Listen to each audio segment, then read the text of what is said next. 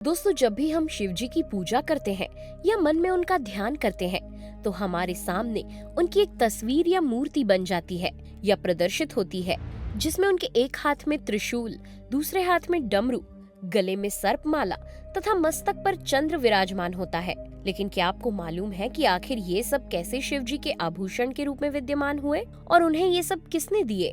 अगर नहीं तो बने रहिए हमारे साथ वीडियो के एंड तक, क्योंकि इसमें हम आपको यही बताने वाले हैं। दोस्तों, शिव जी को आप जितना समझते जाएंगे उनके बारे में उतने ही रहस्य उजागर होते जाएंगे। वैसे तो भगवान शिव सर्वश्रेष्ठ और सभी प्रकार के अस्त्र शस्त्र के ज्ञाता हैं, लेकिन प्राचीन काल में मुख्य रूप से उनके दो अस्त्रों का उल्लेख मिलता है, जिनमें पहला है धनुष और दूसरा है त्रिशूल, जिसमें त्रिशूल को संस्कृत भाषा में भाला भी कहते हैं। पुराणों में शिव जी के धनुष के बारे में केवल इतना ही वर्णन मिलता है कि ये उन्होंने स्वयं ही बनाया था, लेकिन त्रिशूल के बारे में ऐसा कुछ भी पढ़ने या सुनने को नहीं मिलता। ऐसा कहा जाता है कि भगवान शिव जब पहली बार इस धरती पर प्रकट हुए तब उनके साथ 3 गुणों सत, रज और तम गुण इनका भी जन्म हुआ। इन्हीं गुणों के सामंजस्य के लिए ही शिव जी के 3 शूल अर्थात त्रिशूल का भी उद्भव हुआ। ये त्रिशूल प्रकृति के 3 प्रारूप आविष्कार, रख रखाव और तबाही को दर्शाता है।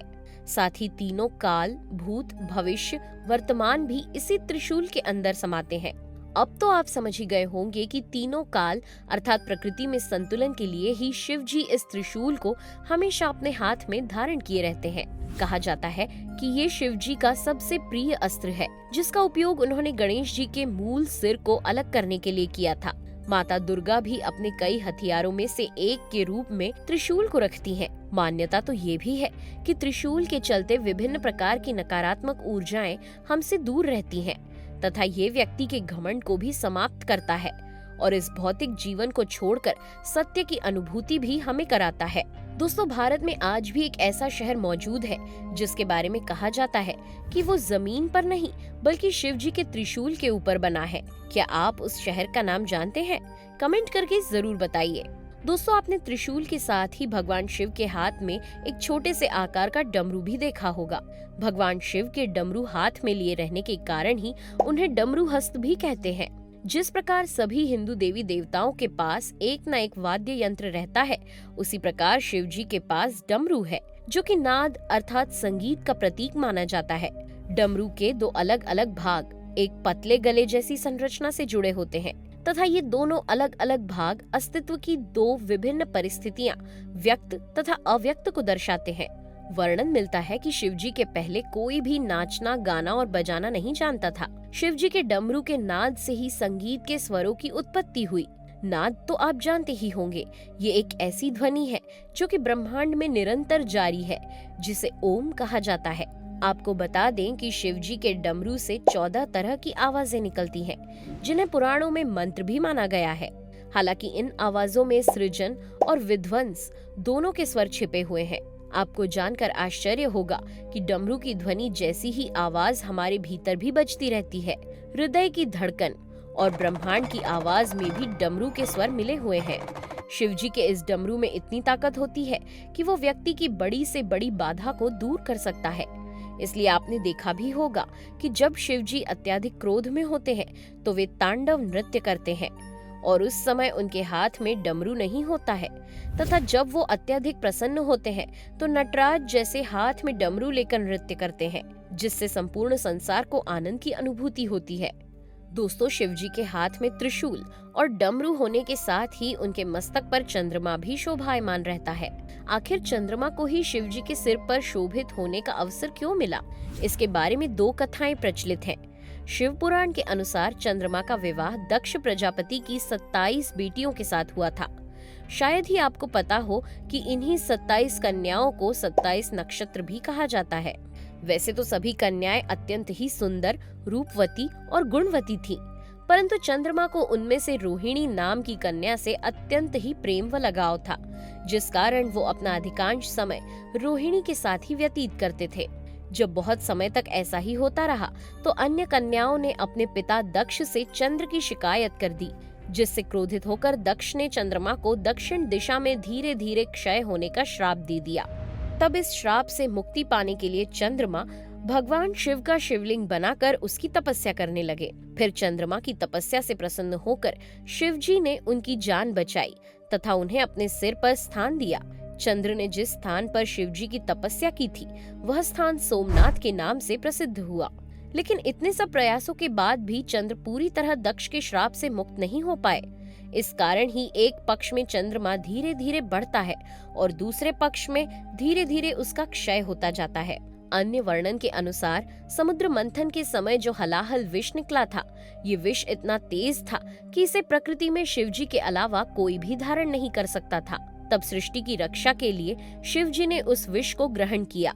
लेकिन इस विषपान के प्रभाव से शिवजी का शरीर अत्यधिक गर्म होने लगा।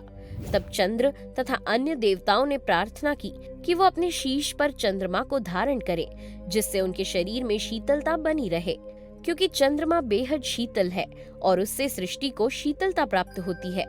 और इस प्रकार शिवजी ने अपने मस्तक पर चंद्रमा को धारण किया। दोस्तों, इन तीनों के अलावा एक अन्य भी ऐसा आभूषण है जो शिवजी को बहुत ही कांतिमय बना देता है।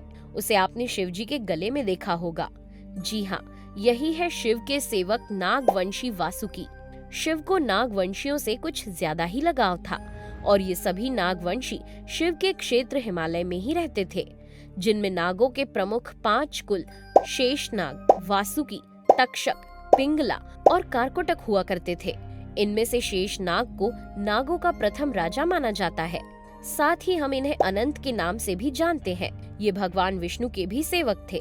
इस तरह आगे चलकर वासुकी शिवजी के सेवक बने, जिनका राज्य कैलाश पर्वत के पास ही था। माना जाता है कि वासुकी की भक्ति से प्रसन्न होकर भगवान शिव ने उनसे वरदान मांगने के लिए कहा। तब नागराज ने उन्हें भी अपने गणों में शामिल करके उनकी सेवा करने का वरदान मांगा, जिसके पश्चात ही शिवजी ने उन्हें अपने गले में धारण कर लिया। वासुकी नाग के बारे में बहुत सी कथाएं प्रचलित हैं। समुद्र मंथन के दौरान वासुकी ने ही रस्सी के रूप में मेरु पर्वत के चारों ओर लिपटकर मंथन किया था, जिसके चलते उनका संपूर्ण शरीर लहूलुहान हो गया था। इसके बाद शिवजी ने विषपान किया था।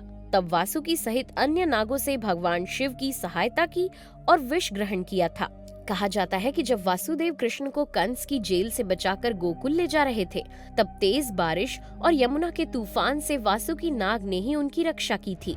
वासुकी के सिर पर ही नागमणि भी विराजमान है। दोस्तों, अब जब आपको शिवजी के इतने रहस्य बता ही दिए हैं, तो एक रहस्य और बताते हैं कि शिवजी को त्रिनेत्र क्यों कहा जाता है।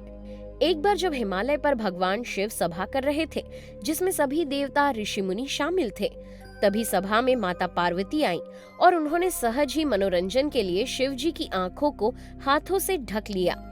जैसे ही माता पार्वती ने शिवजी की आंखों को ढका, तो सारे संसार में अंधेरा छा गया। ऐसा लगने लगा कि जैसे सूर्य देव का कोई अस्तित्व ही नहीं है। संसार के सभी जीव जंतुओं में भी खलबली मच गई। तब शिवजी ने अपने माथे पर एक ज्योति पुंज प्रकट किया, जो भगवान शिव की तीसरी आंख बना। बाद में माता पार्वती को भगवान शिव ने बताया कि यदि वो ऐसा नहीं करते तो सारे संसार का नाश हो जाता, क्योंकि उनकी आंखें ही जगत की पालनहार है। देवों के देव महादेव अपनी तीसरी आंख का प्रयोग साधारण रूप से कभी भी नहीं करते, बल्कि इसका प्रयोग तो वे तब करते हैं जब सृष्टि का विनाश करना हो। दोस्तों, ये थी शिव जी के कुछ रहस्यों की जानकारी। अगर आप भी शिव भक्त हैं, तो कमेंट में हर हर महादेव जरूर लिखिएगा। साथ ही आप शिव जी के बारे में और क्या जानना चाहते हैं, वो भी बताइएगा। Thanks for watching.